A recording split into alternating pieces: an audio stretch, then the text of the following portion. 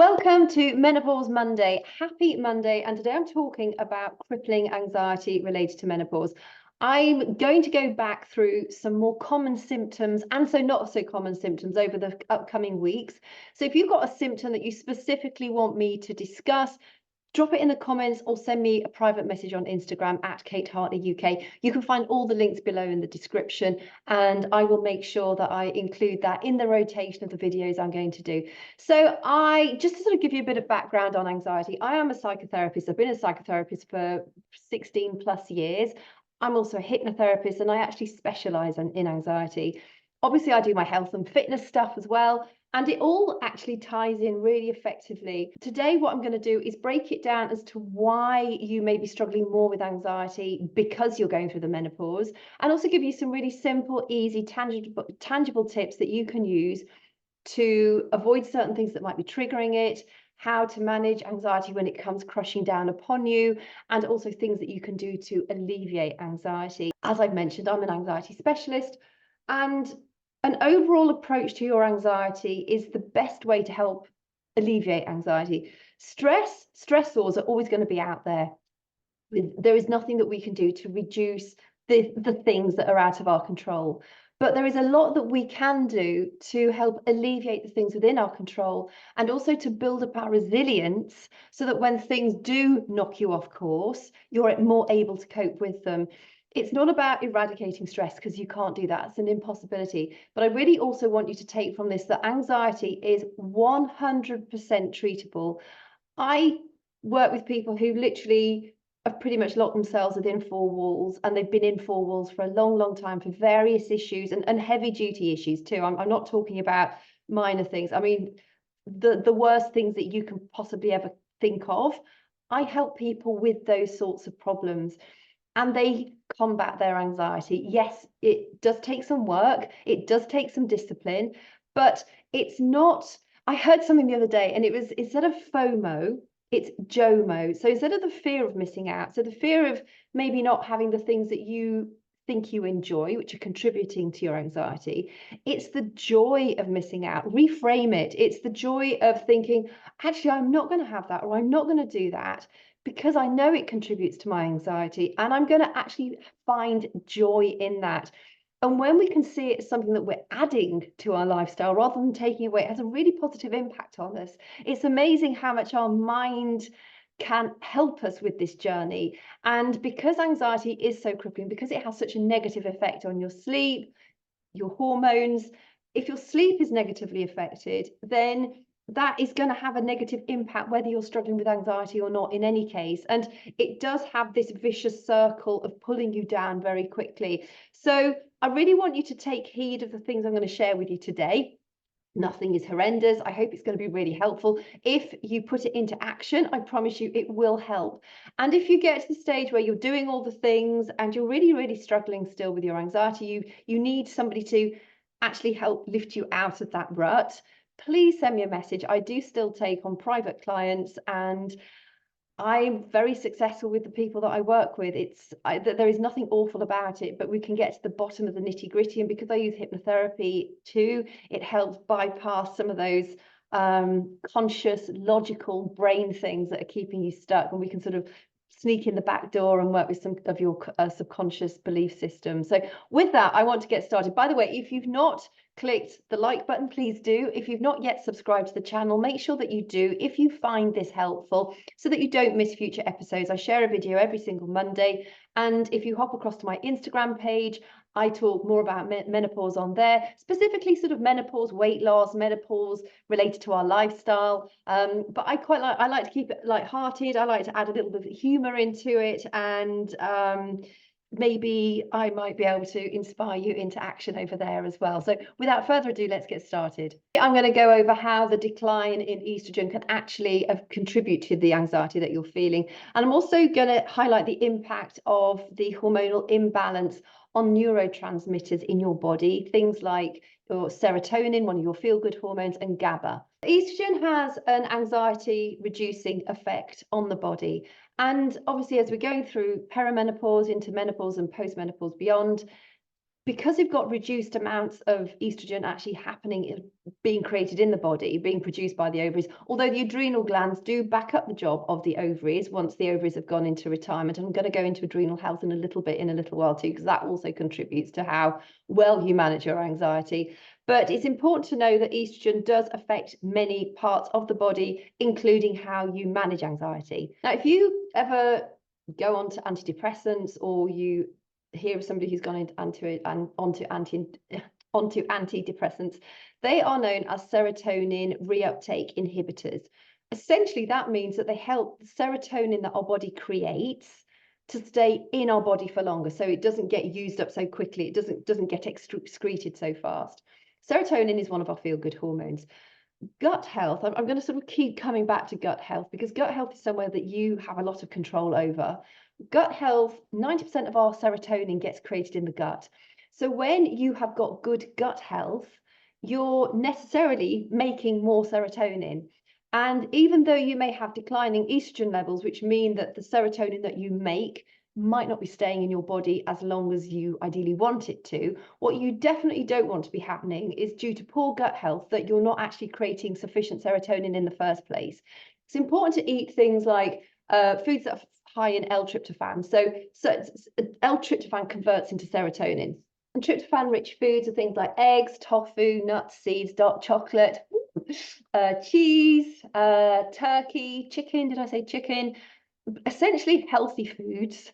And you want to be making sure that you're eating plenty of whole grains, fresh vegetables or frozen veggies, and lean meat, so that you are giving your body the option to, create more serotonin, but also hang on to the serotonin that you've got for longer. Falling estrogen levels can also have an effect on GABA in our body. GABA is gamma aminobutyric acid, and that is a neurotransmitter in the central nervous system that helps you regulate anxiety and stress. It's thought that falling estrogen levels can have a modulatory effect on the GABA receptors in your body. Essentially, all you need to know is that estrogen can actually make it, it can increase your propensity, it can increase the risk of you being more prone to struggling with anxiety. So you don't need to understand, it's like watching the television. You don't really need to understand how the television works in order to watch it, but I think it does help to have a sort of a brief overview of the fact that falling estrogen levels are actually having a negative impact on your serotonin, on your GABA, on the various neurotransmitters that help to keep you feeling happier and lighter in spirits. And you've heard about the pre and probiotics. So prebiotics are what feed, normally the fiber in vegetables and fruit, feed the probiotics, the healthy bacteria in your gut lining, in your intestine. There is also something called postbiotics, and GABA is a postbiotic. So it is created by how the probiotics metabolize, and GABA is a neurotransmitter created by the interaction of the pre and probiotics in your gut. So again, we're moving around to the gut health. If your gut health is off, you're not going to be producing serotonin like you should do. You're not going to be producing GABA like you should do. Also dopamine, one of our reward hormones. So it's another feel-good hormone. 50% of that gets created in the gut.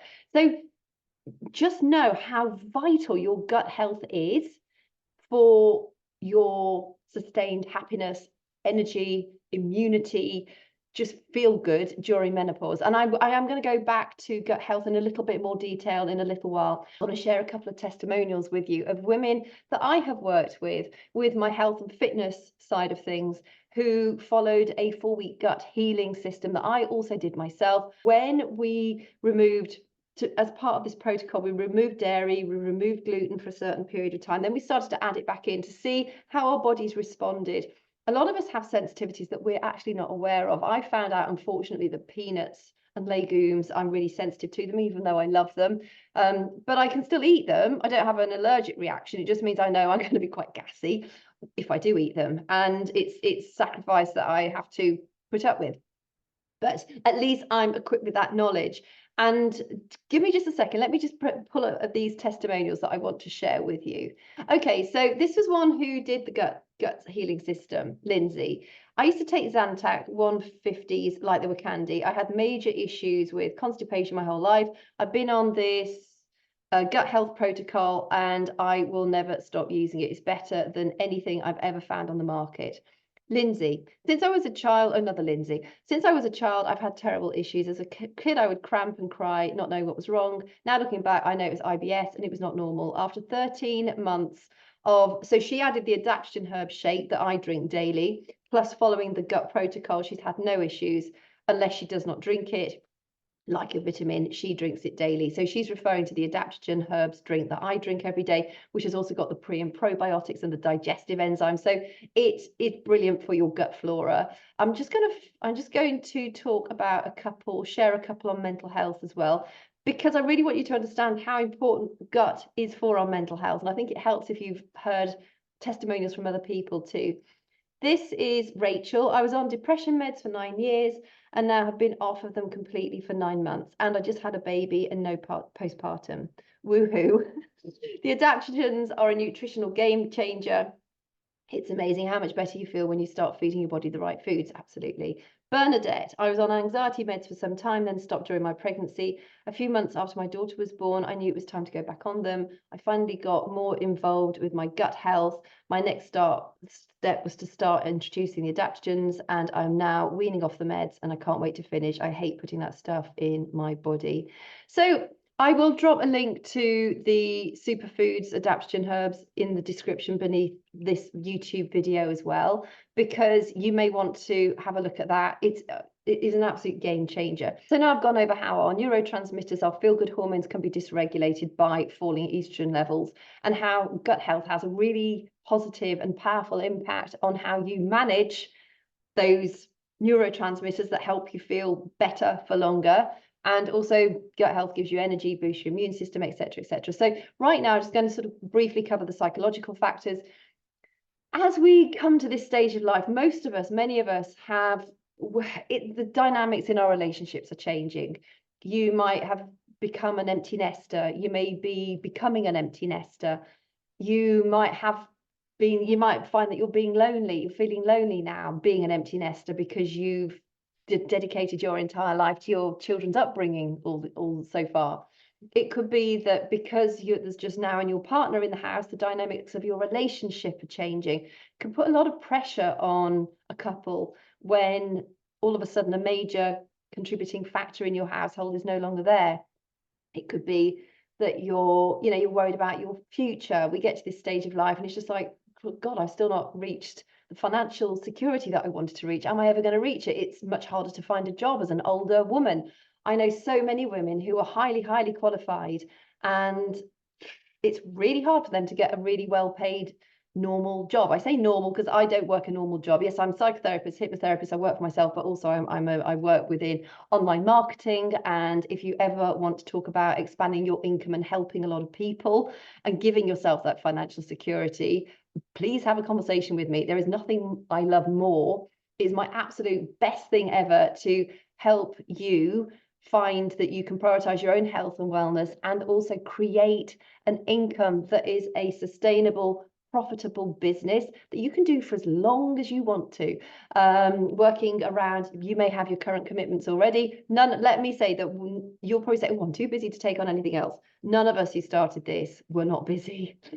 We are all super busy, but it does make you become very productive. It's amazing the amount of time that we waste. I work with Brendan Bashard very closely, and he was looking at some stats not long ago, and most people waste a minimum of 2 hours a day either watching just like television that they've decided they couldn't be bothered to turn off in time, scrolling social media. Could you imagine if you had an extra 2 hours every single day, how that would positively impact your life? So it's about working much more productively with the time that you have, rather than trying to have even more time. I think if you use those 2 hours up more productively every day, not great at maths, but I think it works out as an extra 3 months a year, which you get back. It might even be more than that, but it's phenomenal when you become more productive with your time. So psychologically, there are a lot of things going on. You may have aging parents that you're caring for.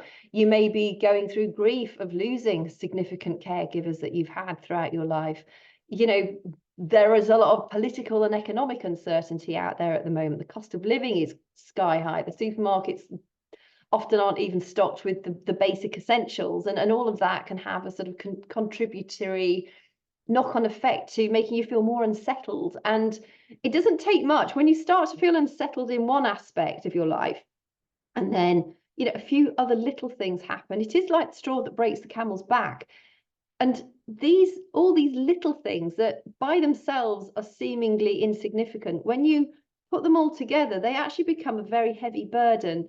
So be kind to yourself. If you're feeling really anxious, if you're feeling really stressed, there are things that you can do, which obviously I'm sharing in this video, but just know that what you might think is petty, it's not. Because when your resilience is already low, which it is, because you're going through menopause, your body's still getting through the change in hormones. Hormone imbalance is a big thing. It does have a big negative impact. I just want to quickly mention too, there are a lot of studies that suggest that traditional antidepressants do not help with low mood in menopause.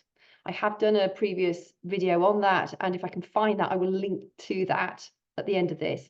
So don't rush to your doctor thinking you need antidepressants, because they have been proven to be not super effective for low mood associated with the menopause.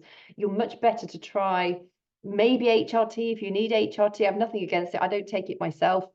I find that lifestyle works really, really well for me. But even if you take HRT, you should definitely be doing these lifestyle things too, because ultimately your health is your responsibility. And that sounds very bossy, but I'm saying that with love, because it means also that you have so much power at your fingertips, because there are so many things that you can control. And yes, while it might take a little bit of discipline, you can do it. It's proven to work. There is absolutely no way you can feel worse by doing the things that I share in today's video. Also, just talking about cortisol, I know I bang on about cortisol all the time and adrenal health. Because when the ovaries go into retirement, our adrenal glands back up the job of the ovaries. So they then start to give out some estrogen.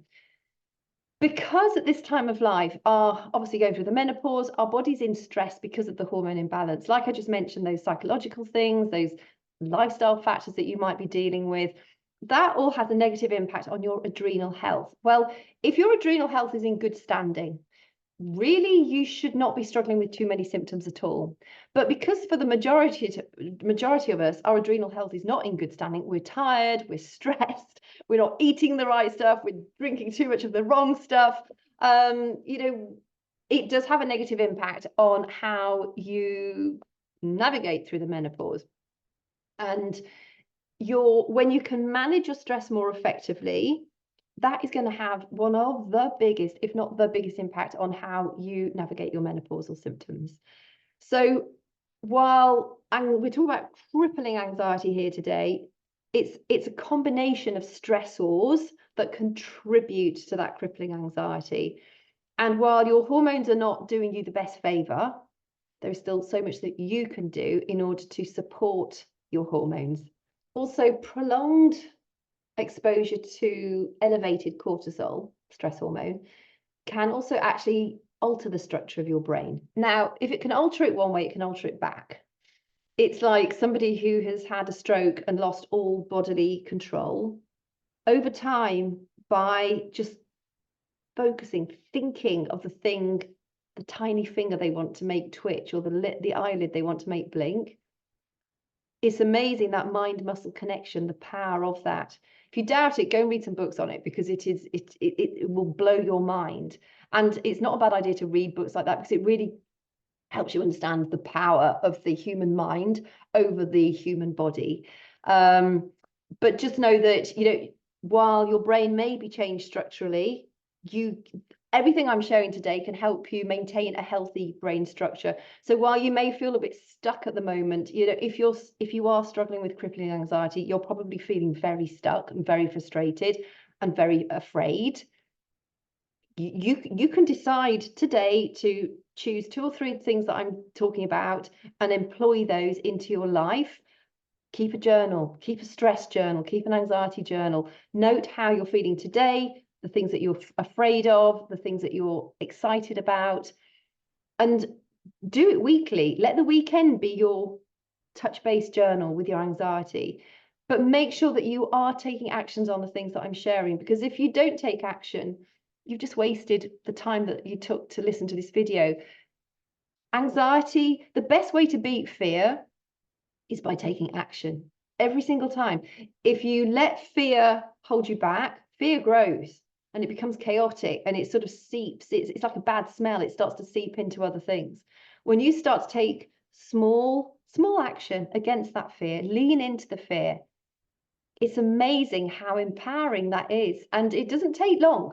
If you're really stuck in that mold of crippling anxiety right now, and you're looking at it all as this huge, gigantic, chaotic mess of stuff that you're thinking, I'm never ever going to be able to overcome it. You're seeing this tsunami of just negativity out there. There is so much that you can do, because it's not a tsunami of negativity. We have this habit of catastrophizing in our minds. So we always see, the worst thing that's going to happen. We're afraid that the worst thing will happen. We're afraid that what then if that happens too, and then something negative does happen, or another stressor gets added, and then all of a sudden that breaks your back as well. And you spend the entire day and night just feeling completely flat and deflated. That is not actually how it is in reality. I really challenge you to challenge your thoughts. Is it a fact? Is it truth? Or is it your feeling? Is it emotion? So facts over feelings. This is actually an exercise I do with my anxiety clients. Is it a fact? Is it a fact that whatever you're afraid of? Or is it a feeling? Are you afraid of it turning into that? Because if it's a feeling, let it go. If it's a fact, right, okay, what can you do to take positive action to improve it or delegate it or remove it? But you have to take action. Sitting, not taking action allows all the facts and the feelings to get all muddled up, and it becomes a big, horrible, muddy puddle that you drown in. And you don't want to drown in it. The reason you're listening to this is because you need to get yourself out of it. But you don't need, in most cases, you don't need somebody to pull you out. You can step out. The steps are there. You just have to be willing to take the steps out. And that might seem overly simplistic. It's actually not. Our minds can be our best allies. Our minds can be our worst captives. And really get strict with yourself. Is it fact or is it feeling? And if it's fact, what can you do to take action on it, to remedy it, improve it, reduce the negative impact on it? What could that be? For instance, if your relationship is going through a bit of a bad phase at the moment, that is a fact. There's also a lot of feelings tied up around that. But the facts are, okay, have you had conversations together? You probably have. What about therapy? Can you go to therapy together? Can you read books on relationships? Can you do the Enneagram test? The Enneagram test is so interesting because it helps you understand what your drivers are and how you communicate. There's the book called the 5 Love Languages, I think it is. Can't remember who wrote it, but great book, because your love language might be different to your partner's love language. I think one of mine is actions. I love doing things for people. For me, to show that I've done something is one of my love languages. I'm a real doer. I like taking action. And for me, I would much rather take action and, I don't know, do something constructive for somebody than to buy a present and wrap it up for them. But a lot of people they like to give presents. That's their love language. Other people, it's physical touch. I think obviously we all need physical touch to a degree, but thank goodness I've got a house full of pets. You can survive without physical touch as a single person. It's so long as you're getting your intimacy, I suppose, from your children, your pets, your environment. It doesn't need to be your significant other giving you a hug, as much as that is lovely, because it does release oxytocin, which again is another feel-good hormone. But you might be in that situation where you are single and you're dealing with crippling anxiety. I had awful anxiety not long ago, and I knew exactly what it was causing it. It was something that was slightly out of my control. It had a massive impact on my sleep for ages and ages and ages. And then other really bad things happened at the same time too. Last year, 2023, is what I would refer to as my annus horribilis. It was awful. There were so many things that went disastrously wrong. And then other horrible things on top of that too. And it is about just doing your best. You have to show it, but you have to take action and work on those things that you can work on. So if your relationship is in a bad situation, get therapy, talk to each other, read books to help you understand human behavior more effectively. Maybe be the one that takes a step back, and rather being the accusatory, he or she's back late again, she must, or he or she must be seeing somebody else, have a dinner ready, make a nice evening, and help to reduce the barriers that you might both be putting up. Our egos drive us. It's hard. I know. I'm divorced myself. I know what it's like. It's bloody horrible. I wish I knew now what I knew then, to have actually made it a slightly easier process. I did defend myself in court for the large part of it, because I think solicitors are one of the worst. They earn money by making it more acrimonious between you. And while I think sometimes it's helpful to have a guiding person on the other end of the phone, oof, don't get me down on that route. So, but just taking, relationship problems as an example, there is still a lot that you can do. The other thing you can do is draw a line in the sand. The relationship is not working. You've tried. The other partner is not willing to go for therapy. The other partner is not willing to change their behavior. Well, then you're faced with the situation of divorce, getting out, living your own separate life. And I can tell you, for something, if you're in an unhappy relationship, that big first breath that you take when you know you are finally through it is worth all the stress and all the anxiety that you might be feeling right now.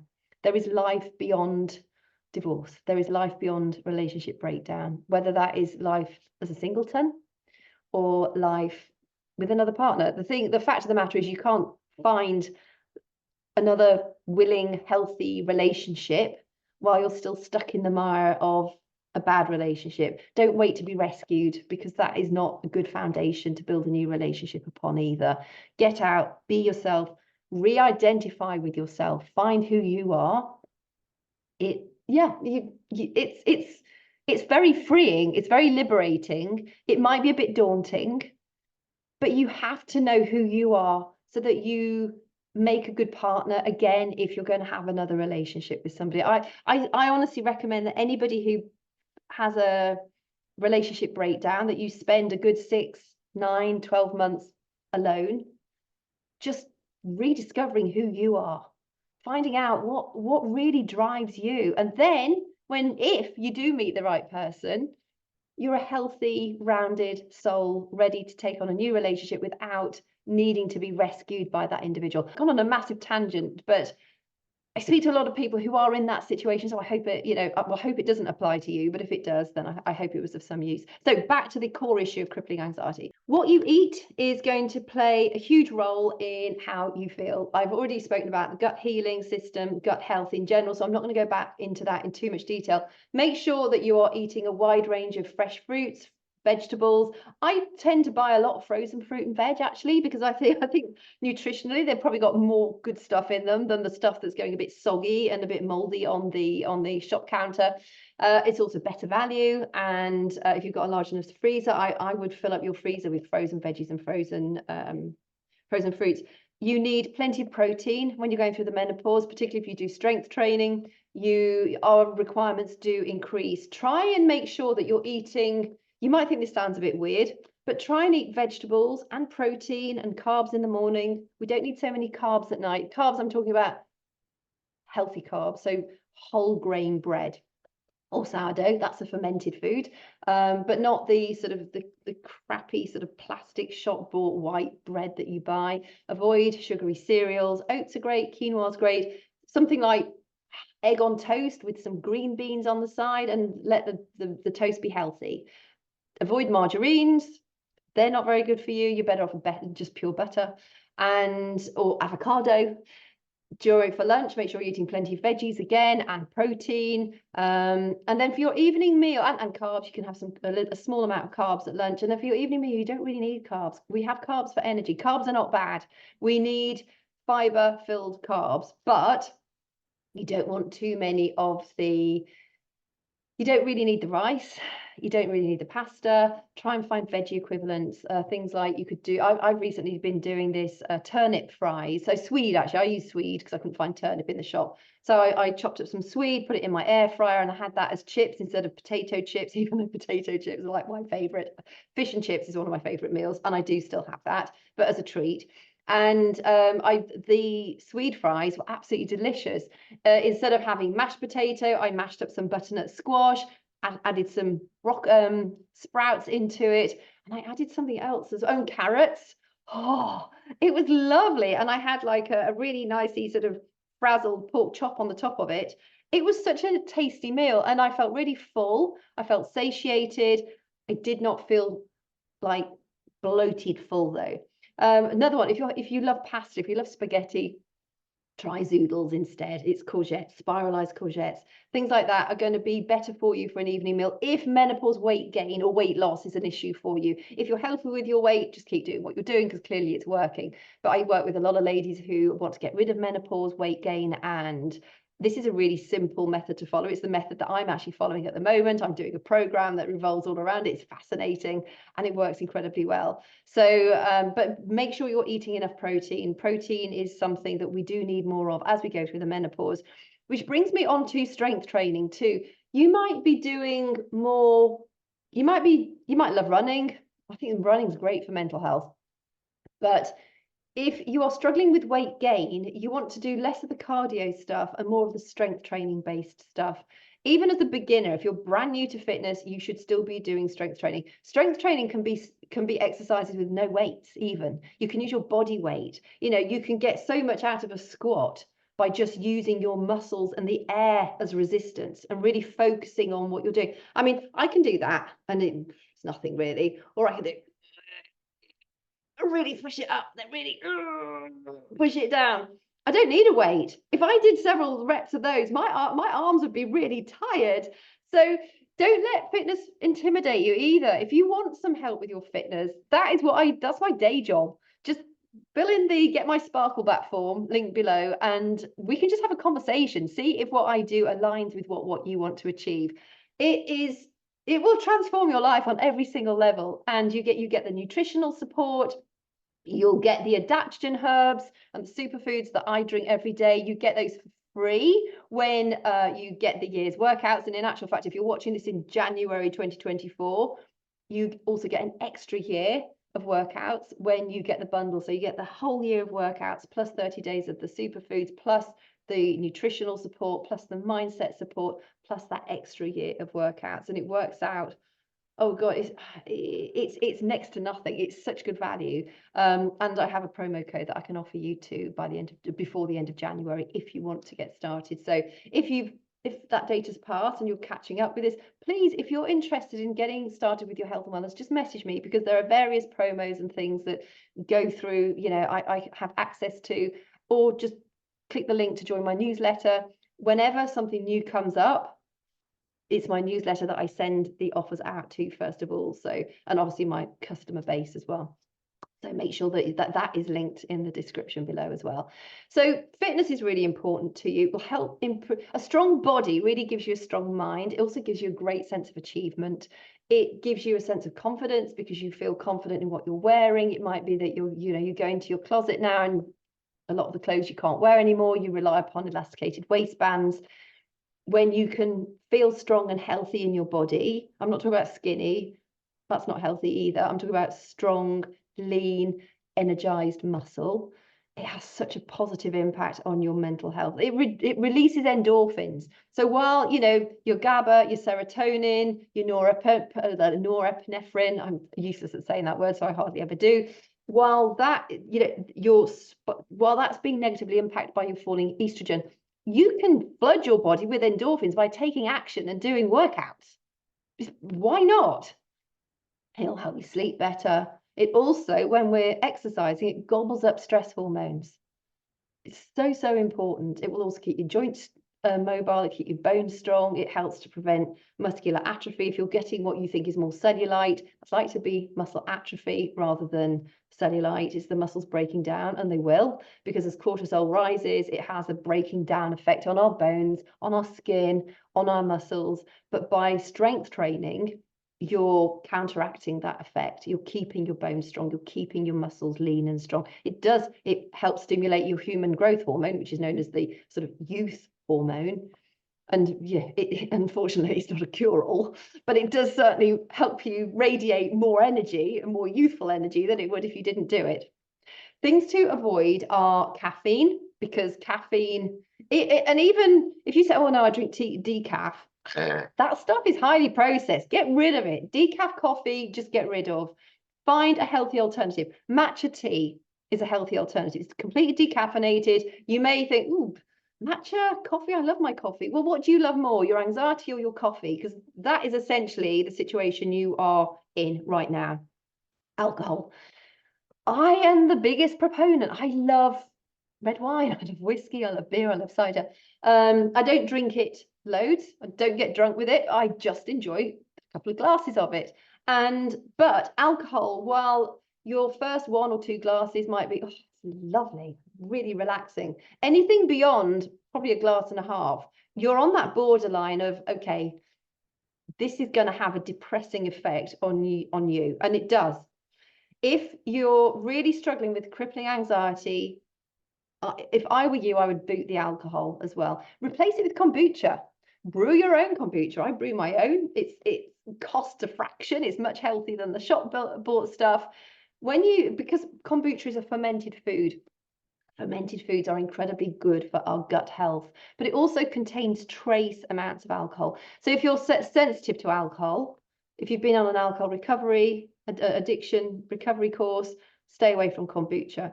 But if you're not, and you just want to significantly reduce the amount of alcohol that you drink, but also have a drink that is completely different to the tea and the water and the other stuff that you might drink through the day, kombucha is a fabulous alternative, and it's dead easy to make your own. Just going back to the caffeine and the decaf is highly processed. Caffeine is going to trigger anxiety. If you absolutely must have a cup of coffee, have it at about 11 a.m. in the morning and just keep it to 1, and keep it to a high quality coffee. But again, if you've got crippling anxiety, just boot the coffee.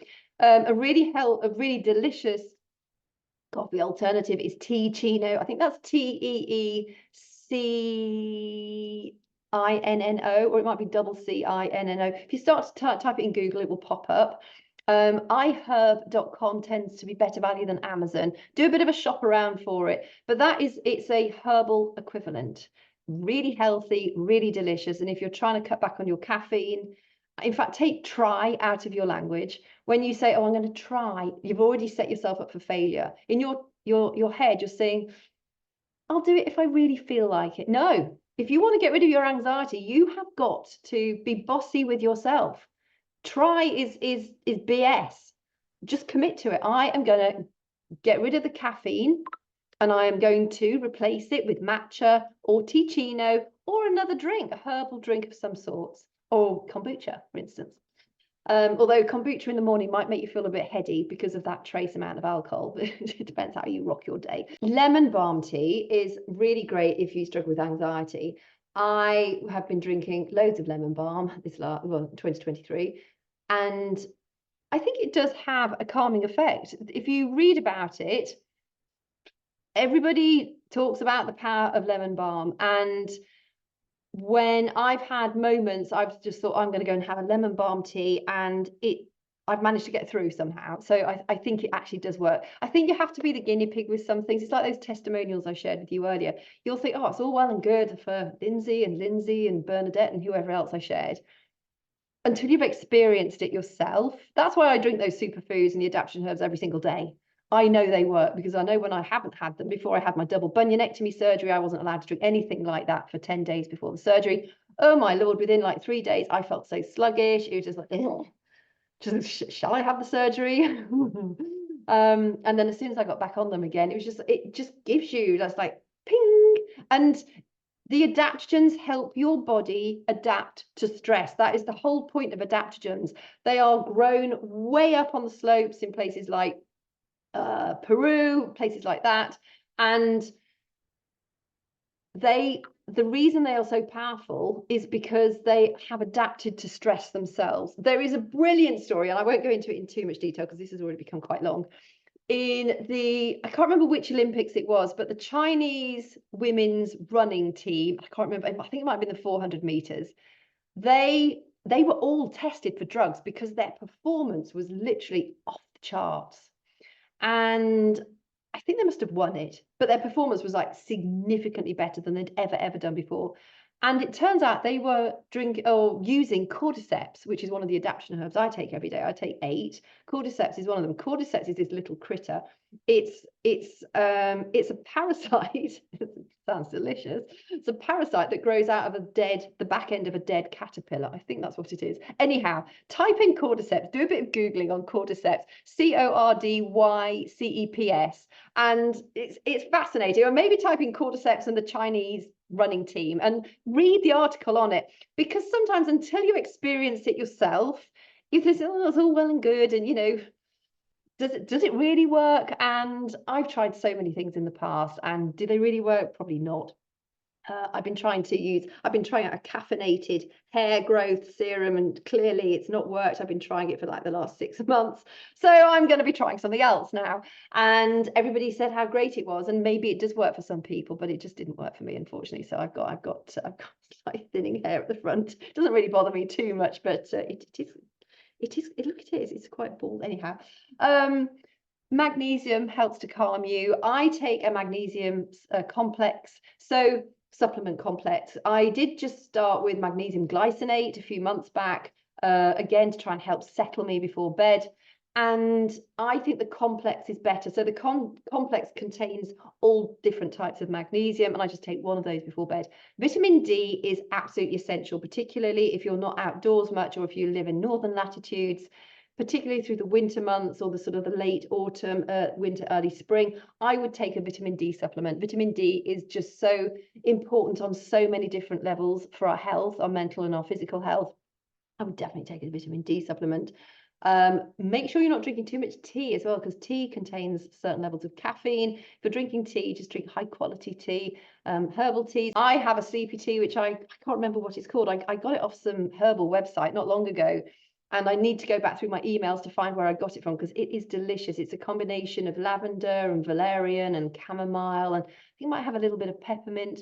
It's just a lovely combination of flavors.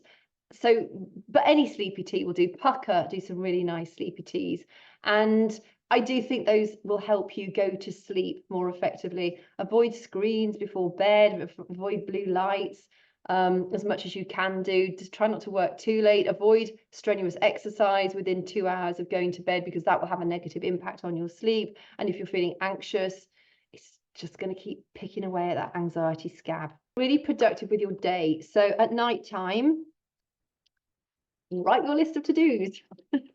I do it, and it just gets it out of your brain onto paper. And then in the morning, once I'm sort of back at my desk, I have a look through my to-dos, and then I prioritize them, and I add any that may have popped up overnight. Cross them off. That will give you a great sense of achievement, but it helps keep you to a structure. When you are under the weight of crippling anxiety, your life becomes more chaotic because your thoughts are chaotic. It's very hard to think on to maintain a sort of a thought process for long, because it's too fragmented. It gets chopped off. Your brain's too busy. It's almost like your brain just has millions and millions of thoughts, and none of them really sort of come to any fruition. And a lot of those thoughts are anxiety inducing. That's why when you get those thoughts, put them down. Is it fact or feeling? Even if you have some blank paper, or buy a pad, or get your anxiety journal and literally write them down.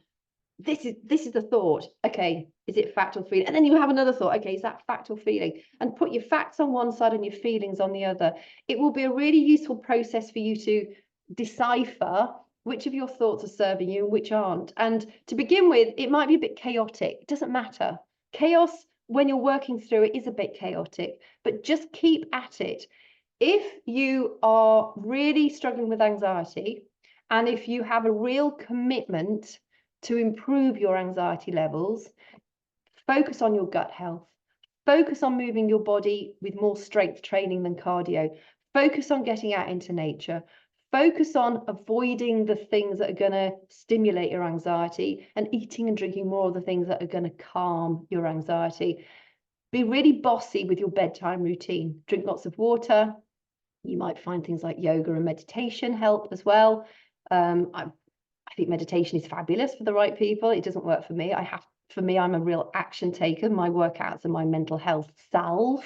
If I don't do those, I drive myself nuts. And also my adaptogen herbs. Have a look at the links below that I've added in the description box, because I think you'll find a lot of those will help you. And if you're really, really struggling, do reach out for professional help.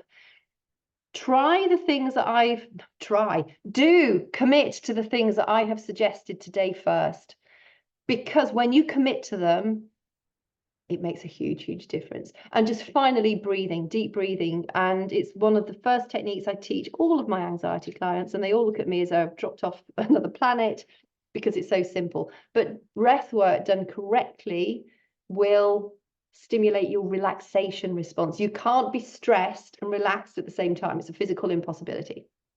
So you want to bring on that relaxation response. And it can be as simple as breathing in through your nose for 6-8 seconds, holding it for ideally 8 to 10 seconds, breathing slowly out of your mouth, ideally for 10 to 12 seconds, and then holding that out, that emptiness, for a few seconds. As you practice it more, you'll be able to hold, do each of those bits for a longer amount of time. It might be that you need to just start breathing in for 4 seconds, hold it for 4 seconds, breathe out for 4 seconds, have nothing in your lungs for 4 seconds, and then start it again. If you're waking up in the early hours, that's a really good one to do, because if you're really tired, your body's just like come out of slumber. Sometimes to try and do the longer breathing sessions can be quite energetic, really, particularly if you're struggling with anxiety.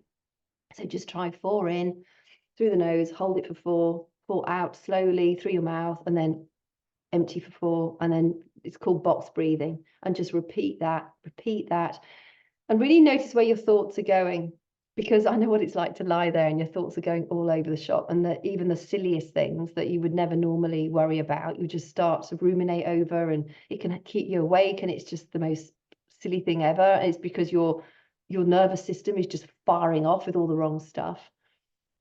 Focus on black. If you're able to just focus on black in your mind's eye, just see black or just dark, and really get bossy with yourself as well. Really focus on that black space, because when you're focusing on that black space, I suppose that's sort of type of meditation, really. You're not allowing other thoughts to come into your mind, because you're just focusing on thinking about that black. And it's surprising how quickly you can then fall back off to sleep. You will find at times the thoughts will start to come back again, particularly if you start to go back off to sleep again. You'll lose that sort of bossiness with yourself. But as soon as you realize they're coming back in, rather than getting frustrated with it, just think, okay, black again, black, thinking black, just think black. And it will help you go to sleep. And when you can get your sleep better, it might not be the best, but at least if you can improve your sleep, that will have a positive impact on how you show up the next day, the food choices that you make, because when you sleep poorly, you're more likely to reach for the alcohol, the fast carbs, the sugary things. The fast carbs, the sugars, they're as bad as the caffeine, and artificial sweeteners as well. I'm really pleased I just mentioned sugars. Refined sugars are not good for you. Dark chocolate before bed, 1 cube at max, because it's quite high in caffeine and it will stimulate you. Artificial sugars, all the sort of the yucky desserts, don't, because they are not serving you at all. Artificial sweeteners, okay, if you take artificial sweeteners, next time you have an artificial sweetener, sit there and literally seconds later, notice how your joints feel, notice how you feel, and then throw the rest of the packet away. I cannot believe the power, or how much of a negative impact artificial sweeteners have on the body. But be really mindful next time you have one, if you take them. Don't go out and have one on purpose, but if you take them, how do you feel literally seconds after you've had one? Probably not the best. If you need a sweetener, have something like honey. If you're vegan, what's it called? Stevia. Artificial sweeteners are not good for you. Same as drinks that contain artificial sweeteners, same as drinks that contain sugars. You might just ask, oh, kombucha, but you make it with sweet tea. Yes, but you use the starter liquid and you use the scobies, which turn that sugar and the tea into the kombucha, so it becomes a fermented product, and a healthy fermented product. It is really good for your gut health, your pocket, and also it'll help get rid of belly fat, because belly fat generally is related to stress. So this has been a long one, but I think it was really important to make sure that I've sort of tackled every aspect of it. And I also wanted to share a few of those testimonials of the ladies that have, through improving their gut health and taking adaptogen herbs, how much that has improved their situation. Get bossy with yourself. You have so much more power at your fingertips than you think you do have. Thank you for your company. And if you've not yet done so, and if you did find it helpful, please subscribe to the channel so that you don't miss future episodes. Take good care of yourself, and I will catch you next week.